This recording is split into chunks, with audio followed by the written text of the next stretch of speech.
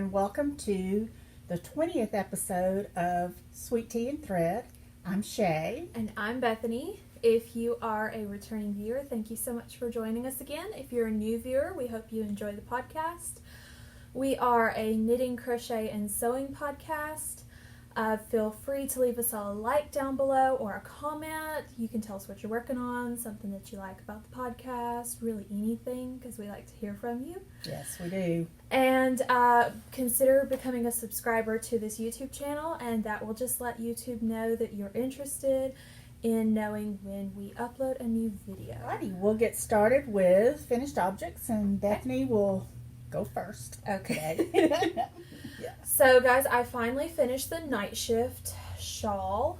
This has been on my needles for a while, and I was using Plymouth Moonshadow yarn. I did 3 colors for these background colors, and then 3 colors for the color work sections.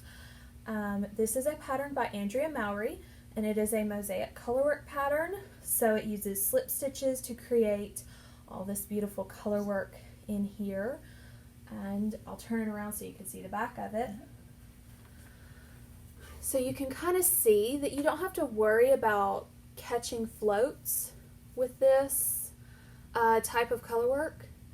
So if you've wanted to try color work but you're a little bit scared, a mosaic color work pattern really is a great place to start, and I do highly recommend Andrea Mowry's patterns. I did her shift cowl, which was the same concept, and then I did this Nightshift shawl.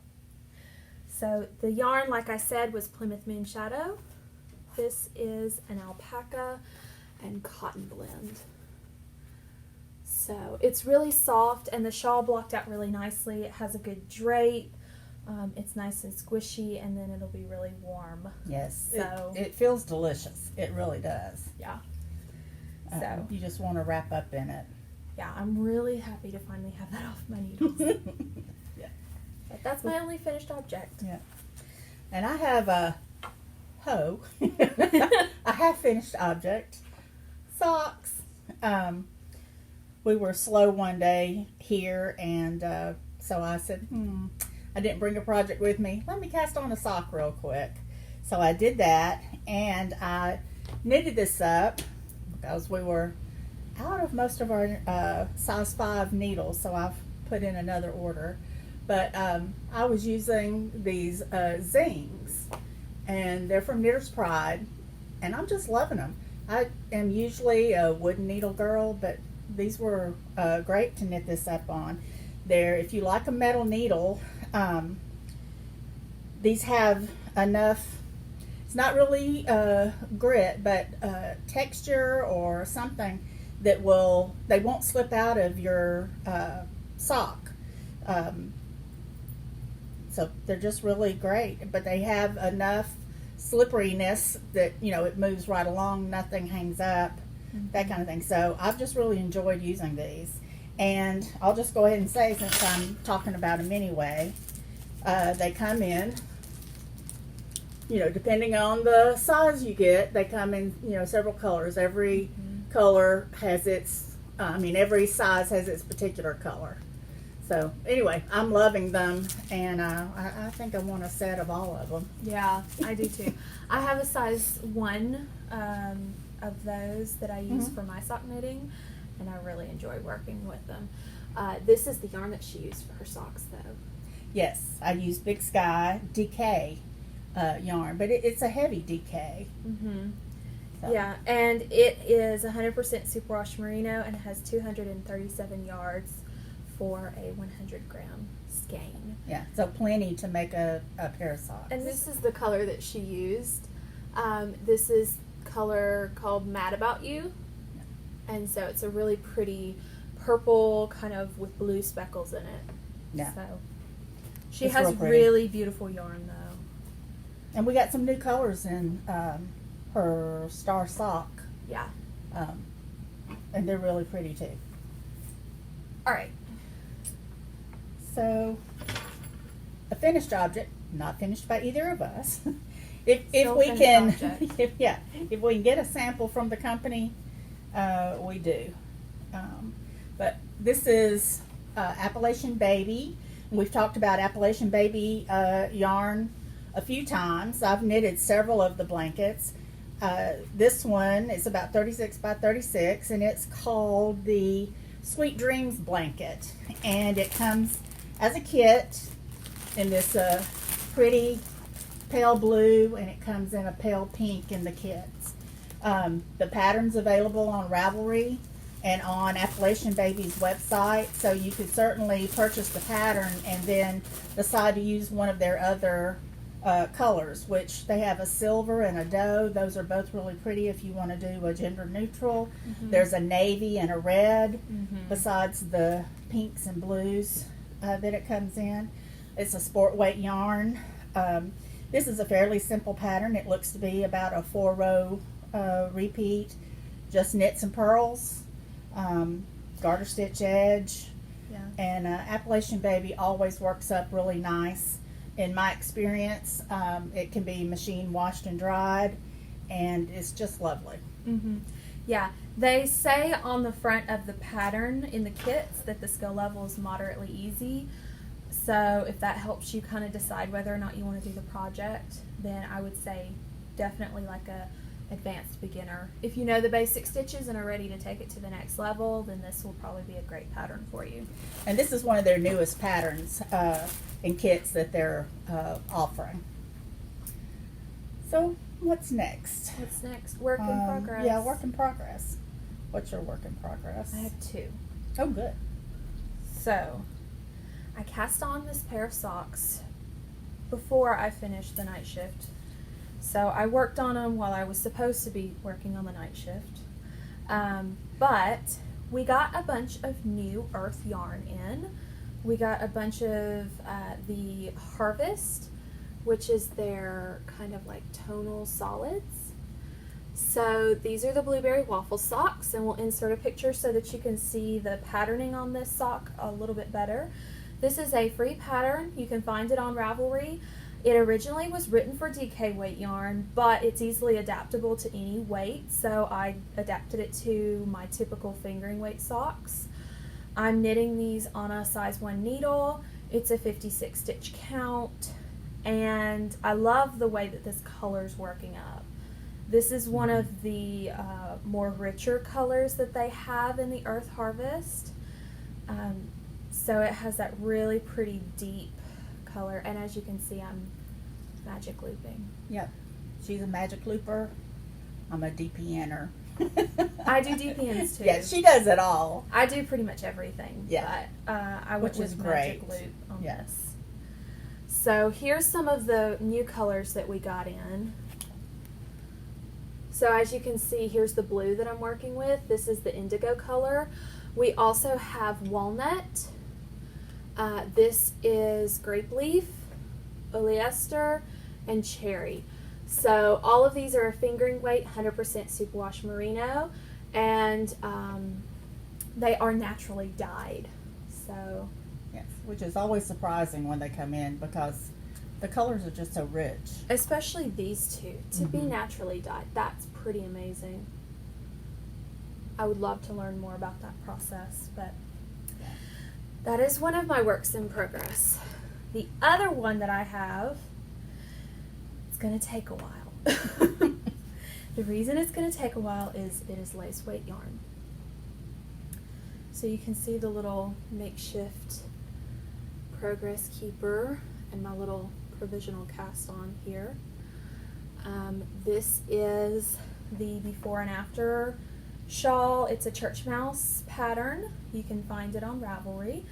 This is kind of like a bias scarf, and because it's lace weight, it's going to be very light and airy. I'm working on a size 6 needle with this yarn, and the yarn that I'm using is Malabrigo Silkpaca. Let's see. So here's a few of the skeins so that you can see some of the colors that we offer. But this is, like I said, a lace weight. It's an alpaca silk blend, And these come in 50 gram skeins, but you do get 420 yards with it. So a little goes a long way. A little goes a long way. That's the beauty of lace weight. Yeah. So this is going to be a project that takes me a little bit longer to complete. But the fun thing about this is, that got caught.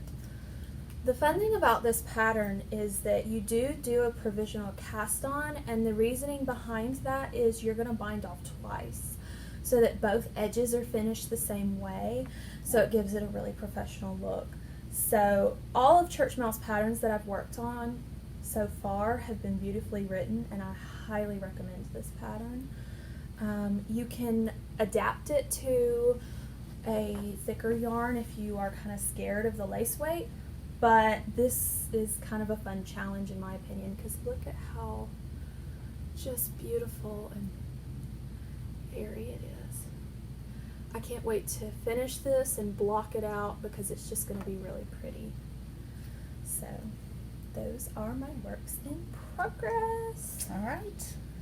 Well, I didn't bring a work in progress. My other sock will be one, and I have a few other projects languishing, but already dreaming of the next project, a new yarn coming out for fall, but we already have it, is the Malabrigo Luxe, and this is the pattern that I'm planning to make. It's called the Winstead, a lovely shawl. Look at these colors, y'all, and they sparkle. Don't know if we can get the sparkling, but it's just a tiny bit. Yeah, there you go. It's just a tiny bit. It's not overwhelming by any means, but any of these colors, I would knit a sweater. It's a sport weight yarn, but the colors are just gorgeous. This is the color that we have for her shawl that she's about to knit. Yeah. And then this one's my favorite. Oh, and it's an acrylic wool nylon blend. Yeah. But it feels scrumptious. It has just that little bit of bling. It's a very sophisticated glitter. Right. And I'm not a blingy person really, Yeah. but I love this. I know. We saw it knitted up in the swatches, and we thought it was beautiful, and then when we got the skeins in, we just absolutely fell in love with it. So we ordered it Saturday and it came in yesterday, Friday. So we had it within a week, and every time I opened a package to price it, I'm going, oh my gosh, look at this. Is this not beautiful? So I'm really excited to see how the shawl knits up, and I kind of want to pick out my own pattern to knit something out of this with. But. Yeah, so that's new in store. Really excited about that. I'm probably going to cast that on before she finishes everything else. When I get home tonight. So I guess that's it for me. Yeah, the only other thing, we do have some yarn that came in other than the Harvest that's new from Urth. And one of the things that we got in this time was Urth Monochrome. So this is a beautiful fingering weight, 100% superwash merino, but it has this beautiful variegated look to it. And so it just really, you see all the lights and the darks. Yeah. So another great yarn for you to do all of your shawls. Some socks would be great out of this. And even a sweater would be really pretty out of that. All of the beautiful tonal bits that you would get in the sweater with that. Yeah, they are lovely. So we were really excited about those. And then the last thing I want to share is Love and Leche. Love and Leche are beautiful lotion bars. They're made in New Mexico. They're all natural, and they're just beautiful, scented lotion bars. We got in a new scent. It's their lavender mint. smells divine. Yes. They all smell good, don't I they? know. I have lavender rosemary, and I Yeah. kind of want every other scent. Yeah. I'm using the citrus rose right now and loving it. And I've had the lemongrass. Mm-hmm. That was really Lemongrass has good. been a very popular scent. Mm-hmm. So we have the 2.5 ounce in a few of the scents. This is the larger bar that I showed you. And then we also have these little 1 ounce. And these are really cute because they have a little bee on them. Yeah. And I've used mine so much that the bee is worn off. Yeah. These are great to throw in your knitting bag. I keep mine at my bedside table. They're great to give as gifts. And one other thing I want to mention is if you're unsure, like if you want to give it as a gift, you're unsure what kind of scent that the recipient would like, we have unscented version. So it will give them the same benefits of the lotion bar, but you don't have to worry about buying a scent that maybe they're sensitive to or they don't like.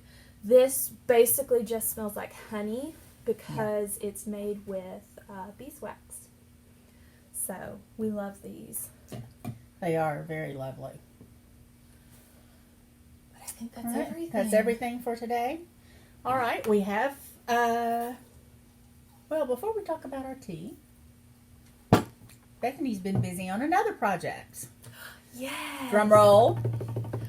We have a logo. Yes. So we're 20 episodes in. We finally created a logo. So if you go to like the main page of our YouTube channel, you'll see a new profile image and a new YouTube banner. And we'll probably switch over the profile image on Instagram pretty soon and share that with you. But we decided that we wanted a logo because we are not going to stop podcasting. Right. And it will be a really quick and easy way for people to recognize us. Yes. So we're both very excited about that. yeah. So I think you just posted it yesterday, day before. Yeah, a few days ago. And this is Saturday. We're podcasting on a Saturday, which is our usual. That's usually Day the of the day week. that we podcast. Yeah. But So after the store's closed, is a good time. yeah. But anyway, yeah. So and Bethany did a great job designing that. I'm just real pleased with it. Yeah, I had a lot of fun. So we hope that you like the new kind of branded Sweet Tea and Thread podcast logos. Also, we need to talk about our knit-alongs that we've had. We started a shift along the first of the year, and about the time it should have been ending was when COVID started and the lockdowns, and it doesn't look like it's going to be anytime soon that we could do a cast-off party. So we're going to go ahead and announce winners for the door prizes for that knit-along, and they are Kathy Simpson, Diane Papes, and Kate Chitwood. So they've all won a prize for participating in our shift along. And then we started another knit along for the Breathe and Hope shawl from Casapinka, and that was a wonderful thing she did to offer that in support of local yarn shops. And the winners of the door prizes for that are Shirley Marks, Linda Spry, and Monica Marthaler. So we appreciate y'all participating in these knit-alongs, and we'll be figuring out a new one here in the not-too-distant future. And we have your prizes here at the store, so they're going to be at the desk. You can just come in and let anybody that's working there that day that you have a prize to pick up, and they'll be sure to get that to you. Yeah. All right, now we can talk about our tea. Yay! I did a little combo. I took some Darjeeling, which is, a light, mild-flavored tea, and combined it with an herbal tea called Fruity Sangria, which contains hibiscus and elderberries, some citrus, and lemongrass. And it is iced. Mm-hmm. I thought the Fruity Sangria would make a nice iced tea. We're, hot in the middle of summer. So, so we I think it's delightful. Yeah, And the more I drink it, the more I like it. I had not tried the fruity sangria before. They're both teas from Casa de Mazzano in St. Pete, Florida. I've ordered quite a few teas from them, and they've all been really good. And so it's a great place if you're looking for another tea shop. You might try some of theirs. Yep. So thank you for joining us today, and we'll see you next time. Bye. Bye.